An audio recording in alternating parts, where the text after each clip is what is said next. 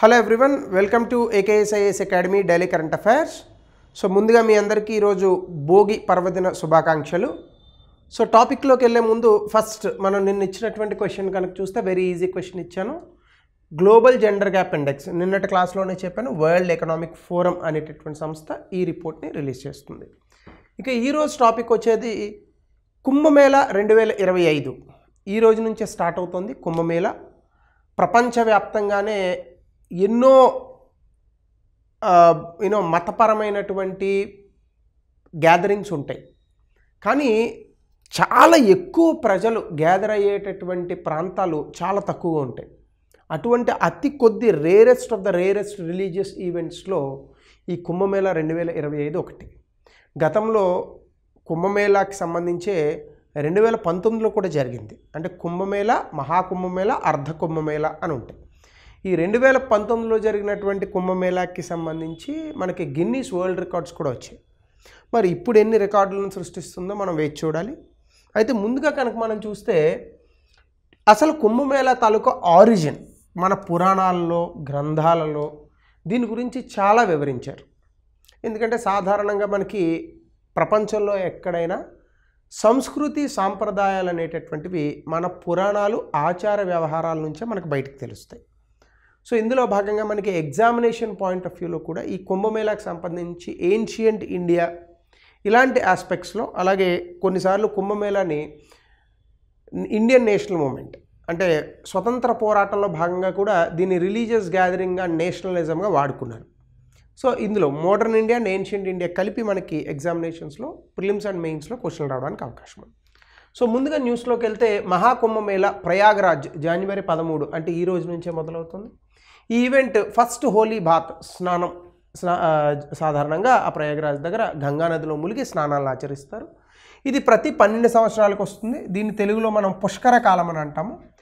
Expected number దాదాపుగా 45 కోట్ల మంది ఈ యొక్క మహాకుంభమేళాకి వచ్చి ఇక్కడ స్నానం ఆచరిస్తారని ఎక్స్పెక్టేషన్ ఉంది. సో చాలా జాగ్రత్తగా ఈ ఈవెంట్స్ని ఆర్గనైజ్ చేస్తుంది ప్రభుత్వం.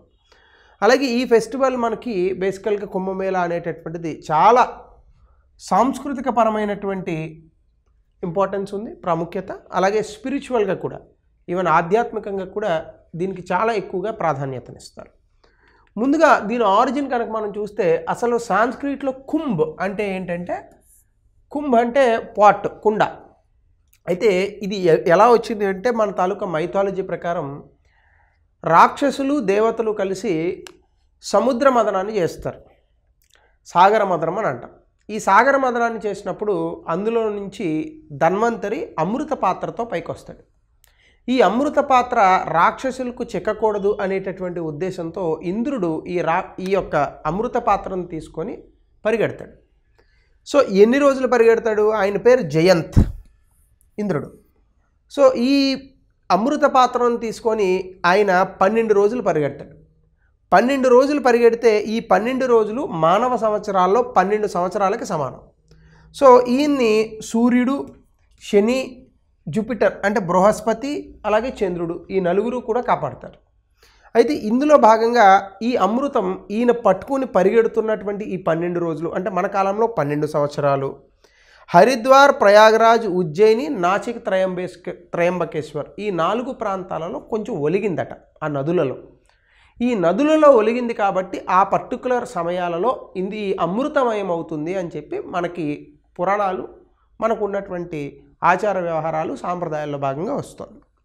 అయితే ఈ కుంభమేళా అనేటటువంటిది ఈ 4 ప్రాంతాల్లోని సెలబ్రేట్ చేస్తారు.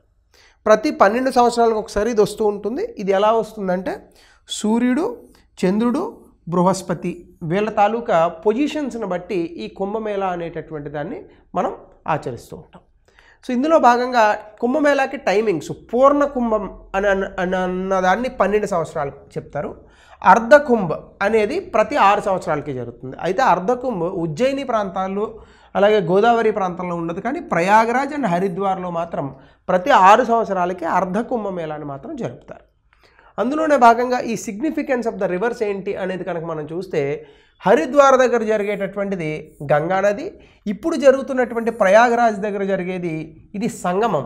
ముఖ్యంగా గంగా, యమున, ఎప్పుడో మిస్టికల్ రివర్ ఒకటి ఉండేది, అది కనుమరుగైపోయింది, సరస్వతి. ఈ 3 నదులు కలుస్తాయట ప్రయాగరాజ్ దగ్గర. అలాగే ఉజ్జయిన్లో షిపారా అనేటటువంటి ప్రాంతం ఉంది. ఇక్కడ విష్ణుస్ హార్ట్ అంటే believe to emerge from Vishnu's heart in his Varahavatara కాలంలో విష్ణువు హృదయం నుంచి ఇది వచ్చింది అని చెప్తూ ఉంటారు. అది ఉజ్జయిని ప్రాంతం. అలాగే నాసిక్ త్రయంబకేశ్వర్ గోదావరి ప్రాంతంలో సదరన్ గంగా అని అంటారు. ఇక్కడ గోదావరి పరివాహక ప్రాంతం అంతా కూడా ఈ యొక్క పుష్కరాలను ఆచరిస్తారనమాట. సో దీనికి సంబంధించి ఆస్ట్రాలజికల్ బేసిస్ మనకేముంది అంటే సాధారణంగా ఈ కుంభమేళా అనేటటువంటిది ఈ యొక్క నక్షత్రాలు అంటే మనకి గ్రహాలు బృహస్పతి, సూర్యుడు, చంద్రుడు వీళ్ళ తాలూకా భ్రమణాన్ని బట్టి దీన్ని నిర్ధారిస్తారు. ముఖ్యంగా 12 సంవత్సరాలు సూర్యుడి చుట్టూ బృహస్పతి తిరగడానికి 12 ఏళ్ళు పడుతుంది. అదే మనమైతే 1 సంవత్సరం 365 రోజులు ఎలాగో భూమికి, అలా బృహస్పతికి సూర్యుడి చుట్టూ చేరడానికి 12 ఏళ్ళు పడుతుంది అనమాట. సో దీని కారణంగానే పుష్కరాలు అనేటటువంటివి ఈ కుంభమేళాకి 12 సంవత్సరాల కాలం అనేటటువంటిది వస్తుంది. అలాగే ఆస్ట్రాలజికల్ అలైన్మెంట్స్ కూడా కనుక మనం చూస్తే ఇది ఒక్కొక్క సైట్కి ఒక్కొక్కలా ఉంటుంది. అంటే గోదావరి పుష్కరాలకేమో ఒక ఆస్ట్రాలజీ ఉంటుంది, ఒక రాశిలో ఆ పుష్కరం అనేటటువంటిది వస్తుంది. ప్రయాగరాజ్లో ఒక రాశిలో వస్తుంది, అలాగే ఉజ్జయిన్లో ఒక రాశిలో వస్తుంది, హరిద్వార్లో ఒక రాశిలో వస్తుంది అనమాట. అలాగే మనం చూస్తే దీనికి హిస్టారికల్ రెఫరెన్సెస్ కూడా చూస్తే స్కంద పురాణంలో ఈ కుంభమేళాకి సంబంధించి చాలా ఇన్ఫర్మేషన్ ఉంది. అయితే ఏ ఎక్స్టెంట్ వెర్షన్ కూడా ఈ స్కంద పురాణానికి సంబంధించి ఈ ఫెస్టివల్ని డిస్క్రైబ్ చేయలేదు, కానీ కుంభమేళా అనేటటువంటి పేరుని మాత్రం అక్కడ రాశారు. దాంతోపాటుగా ఈ యొక్క సాగర మదనంకి సంబంధించినటువంటి స్టోరీ అంటే ఈ యొక్క పాల సముద్రాన్ని చిలకడం అందులో నుంచి రావడం అనేటటువంటిది ఏదైతే ఉందో ఈ స్టోరీ అనేటటువంటిది ఉంది. కానీ దీనికి అమృతం ఈ 4 ప్రాంతాల్లో పడింది అనేటటువంటి దానికి మాత్రం మనకి ఎక్కడ రెఫరెన్స్లు మాత్రం ఎక్కడా లేవు. సో కాబట్టి ఆచార వ్యవహారాల్లో అనేక విషయాలు వస్తాయి. ఇది ప్రతి మతంలోనే ఉంటుంది. ఇది మళ్ళీ మీరు నిరూపించండి అంటే అలాంటి నిరూపణలు ఉండవు. ఆచార వ్యవహారాలు అనేటటువంటిది మానవ బిలీఫ్స్ అంటే మానవ నమ్మకాల మీద ఆధారపడతాయి. ఇప్పుడు క్రిస్టియానిటీలోనే అలాంటివే ఉంటాయి, అలాగే ఇస్లాంలోనే అలాంటివే ఉంటాయి, హెబ్రూ వాళ్ళ దాంట్లోని సెక్ట్లోనే అలాగే ఉంటుంది. ఇష్యూ ఇక్కడ ఏంటంటే నమ్మకం. It is all about your belief. So నమ్మకాన్ని బట్టి ఆచార వ్యవహారాలు వస్తాయి అంతే. సో నిజంగా సంక్రాంతి అని అనగానే ఇప్పుడు చేస్తున్నవి లేదా రంజాన్ అని అనగానే వాళ్ళు చేస్తున్నవి ఇవన్నీ నిరూపిస్తున్నామా? లేదు కదా. అది సాధారణంగా ఏంటంటే మనిషి తాలూకా నమ్మకాల్లోంచి వస్తాయి. అది జరిగిందా జరగలేదా తర్వాత సంగతి. సో బేసికల్గా నమ్మిన వాళ్ళకి జరుగునట్టు, నమ్మలేని వాళ్ళకి జరగనట్టు, అందులో ఏముంది. కొంతమంది ఏం చెప్తారంటే ఋగ్వేదాలో కూడా కొన్ని శ్లోకాలు ఉన్నాయి, ముఖ్యంగా ఈ కుంభమేళాలో స్నానం చేస్తే వచ్చేటటువంటి పుణ్య ఫలితాల గురించి. అలాగే చైనీస్ పిలిగ్రిమ్ మన చైనీస్ హిస్టోరియన్ ఒక ఆయన చరిత్రకారుడు మన దేశానికి వస్తాడు, హువాన్ సాంగ్ అని చెప్పేసి. ఆయన 7వ శతాబ్దంలో ఈ ప్రయాగరాజ్కి సంబంధించి కుంభమేళాకి కూడా చెప్పాడు, కానీ అన్క్లియర్ అంటే అంత వివరంగా చెప్పలేదు. అలాగే కమా మెక్లియన్ అనేటటువంటి ఒక హిస్టోరియన్ అయితే ఈయన ఏం చెప్తాడంటే ప్రయాగ దగ్గర మాఘమేళా అనేటటువంటిది ఒకటి నిర్వహించేవారు. అయితే బ్రిటిషర్లు 1857 తర్వాత బ్రిటిషర్స్ రిలీజియస్ అఫైర్స్లోకి రాకుండా ఉండడానికి దీన్ని కుంభమేళాగా మార్చారు అని చెప్పి ఆయన ఒక పుస్తకం రాశాడు. దీంతోపాటుగా ఆది శంకరాచార్యుడు ఆయన 8వ శతాబ్దంలో 4 periodic fairs for Hindu ఎసిట్స్ and scholars అంటే ఈ యొక్క హిందూ సన్యాసులు ఎవరైతే ఉంటారో వీళ్ళకి ఇంకా మిగతా వ్యక్తులకి 4 సమయాలను ఈయనే ఫార్మలైజ్ చేసి ఈ యొక్క పుష్కరాలు అనేటటువంటి వాటికి తెరలేపారని ఇంకొక థియరీ ఉంది.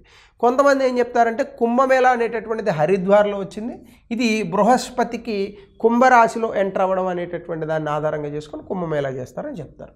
అలాగే కొన్ని ట్రెడిషన్స్ కూడా మనకు ఉన్నాయి. 12th సెంచరీలో వచ్చినవి ఏంటంటే భక్తి మూమెంట్ నుంచి ముఖ్యంగా రివర్ బ్యాంక్స్ అంటే ఈ యొక్క నదుల ఒడ్డున జరిగేటటువంటి అనేక అంశాల్లో భాగంగా ఈ కుంభమేళా వచ్చిందని చెప్తారు. అలాగే ఆరిజిన్స్ ఇంకోటి ఏంటంటే గంగా వర్షిప్ అంటే మనం గంగా నదిని పూజిస్తాము. ఈ కారణంగా చాలా సాధువులు ఈ గంగా నది వెంబడి తపస్సు చేయడము నివసించడము కారణంగా తర్వాత కాలంలో కుంభమేళా వచ్చిందని ఇంకొక థియరీ ఉంది. అలాగే ముఘల్ ఎరాలో మనకు ఉన్నటువంటి కొన్ని రికార్డ్స్ కానీ లేదా సన్యాసులు ఇచ్చినటువంటి కొన్ని ఇండికేషన్స్ ద్వారా ఈ ఫెస్టివల్ అనేటటువంటిది ఒక సోషియో రిలీజిక్ ఈవెంట్ అంటే సామాజిక మతపరమైనటువంటి ఒక ఈవెంట్గా సోషల్ గ్యాదరింగ్స్ అనేటటువంటివి జరిగి ఈ కుంభమేళా ఏర్పడిందని మనకు కొన్ని ఇదులు ఉన్నాయి. సో ఎవరి నమ్మకాలు వాళ్ళవి. So it's all depends on your beliefs. అయితే ఇందులోనే చూస్తే దీన్ని మనము స్వతంత్ర పోరాటంలో అనేక ప్రాంతాల్లో వాడుకున్నాం. ముఖ్యంగా 1857 సిపాయి మ్యూటినీ తర్వాత అలహాబాద్ అనేటటువంటి ప్రాంతం చాలా ప్రాముఖ్యత వచ్చింది. ఇది అప్పట్లో నార్త్ వెస్ట్ ప్రొవిన్స్లో ఉండేది. ఆ తర్వాత దీనికి పాలనాపరంగా అలాగే రాజకీయ పరంగా చాలా ప్రాముఖ్యత వచ్చింది. సో దాని తర్వాత ఇక్కడ హైకోర్టుని 1867లో ఎస్టాబ్లిష్ చేయడం, తర్వాత అలహాబాద్ యూనివర్సిటీని 1887లో చేయడం. దీని కారణంగా అలహాబాద్కి చాలా కుటుంబాలు, వ్యక్తులు, స్కాలర్స్ ఇలాంటి వాళ్ళందరూ కూడా ఆ సిటీకి రావడం అనేటటువంటి జరిగింది. తర్వాత 19వ శతాబ్దం వచ్చేటటువంటి నాటికి అలహాబాద్ అనేటటువంటిది రాజకీయపరమైనటువంటి అంశాలకు అలాగే మతపరమైనటువంటి కార్యక్రమాలకు చాలా నెలవుగా మారింది. ఇంక్లూడింగ్ అప్పటి నుంచి కుంభమేళా బాగా ప్రాచుర్యం పొందింది అని కూడా చెప్తూ ఉంటారు. అలాగే 19వ శతాబ్దం నుంచి కుంభమేళా అనేటటువంటిది నేషనలిస్ట్ ఐడియాస్ అంటే మనకున్నటువంటి ఈ జాతీయ భావనలను పెంపొందించడానికి ఆ రోజు నుంచి కూడా భారతీయులు దీన్ని ఎక్కువగా ఆచరించారు 19వ శతాబ్దం నుంచి అని కూడా చెప్తూ ఉంటారు. దాని తర్వాత బ్రిటిషర్స్కి ఒక పాలసీ ఉండేది, విధానం ఏంటంటే భారతదేశంలో చాలా వరకు ఈ మతపరమైనటువంటి అంశాల్లో మనం వేలెట్టకూడదు, సామాజిక పరమైనటువంటి అంశాల్లో వేలు పెట్టకూడదనే ఓ లెక్క ఉండేది. కాబట్టి కుంభమేళాను ఆచరిస్తూ మన ఆ రోజు ఉన్నటువంటి స్వతంత్ర పోరాట నాయకులందరూ కూడా ఈ కుంభమేళాకి ప్రజల్ని తీసుకొచ్చి బ్రిటిషర్స్కి వ్యతిరేకంగా మన భారత జాతి లేదా మన భారతదేశానికి సంబంధించి జాతీయ పరమైనటువంటి అంశాలు చర్చకి దారితీసేలాగా దీన్ని వాడుకున్నారు అని కూడా చెప్తారు. అలాగే 1900 ఆ సమయంలో బాలగంగాధర్ తిలక్ గారు అలాగే గోపాలకృష్ణ గోఖలే వీళ్ళందరూ కూడా స్వదేశీ మూమెంట్, నేషనలిస్ట్ ఐడియాస్ ఇలాంటి అంశాలను బాగా ప్రమోట్ చేయడానికి కుంభమేళాను వాడుకున్నారట. అలాగే 1930లో కూడా కాంగ్రెస్ అప్పుడున్నటువంటి ఇండియన్ నేషనల్ కాంగ్రెస్ కుంభమేళాని రాజకీయంగా కూడా వాడుకుంది. అలాగే సాధువులు ఇంకా ఇతరత్ర ఈ అఘోరాలు వీళ్ళందరూ వస్తారు కదా, వీళ్ళు చాలా అద్భుతమైనటువంటి పాత్రను కూడా పోషించారు. ముఖ్యంగా సాధువులు భారత స్వతంత్ర పోరాటంలో ప్రజలకు ఈ స్వతంత్ర పోరాటానికి సంబంధించి ఈ యొక్క మెసేజ్ని చేరవేయడానికి కాంగ్రెస్ తన అథారిటీని యూజ్ చేసి కుంభమేళానే వాడుకుందని కూడా మనకి చరిత్ర చెప్తోంది. అలాగే 1936లో వచ్చినటువంటి అర్ధకుంభ మేళా ఏదైతే ఉందో అక్కడ భరతమాత యొక్క విగ్రహాన్ని కూడా స్థాపించడం, దాని తర్వాత అక్కడ పొలిటికల్ ప్రొసెషన్స్ అనేటటువంటివి జరగడం, ఇవన్నీ కూడా మన ఆధ్యాత్మికతను జాతీయ భావనతో ముడివేసినటువంటి సంఘటనలు. సో మనకి ఎగ్జామినేషన్లో ముఖ్యంగా మెయిన్స్లో జాతీయ భావనను ఆధ్యాత్మికతతో ముడివేసినటువంటి సంఘటనలు ఏవి అంటే మహారాష్ట్రలో జరిగినటువంటి ఈ యొక్క గణపతి ఫెస్టివల్స్ కానీ, లేదా వెస్ట్ బెంగాల్లో జరిగినటువంటి దసరా ఫెస్టివల్ కానీ, లేదా ఇక్కడ కుంభమేళాలో జరిగేటటువంటి ఈ యొక్క పుష్కరాలు ఇట్లాంటివి కానీ మనం ఎగ్జాంపుల్స్గా చెప్పచ్చు. సో కుంభమేళా 2019 చాలా గిన్నిస్ రికార్డులు కొట్టింది. లార్జెస్ట్ క్రౌడ్ మేనేజ్మెంట్ ప్లాన్లో గిన్నిస్ రికార్డు కొట్టింది. Biggest painting exercise of public సైట్స్లో under the paint my city అనే ఒక స్కీమ్, దీనికి కూడా గిన్నిస్ వరల్డ్ రికార్డ్ వచ్చింది. అలాగే biggest sanitation and waste disposal మెకానిజంలో కూడా దీనికి Guinness book of world records award వచ్చింది. అయితే ఇది 2019 జరిగినటువంటి కుంభమేళాకి గాను వచ్చింది.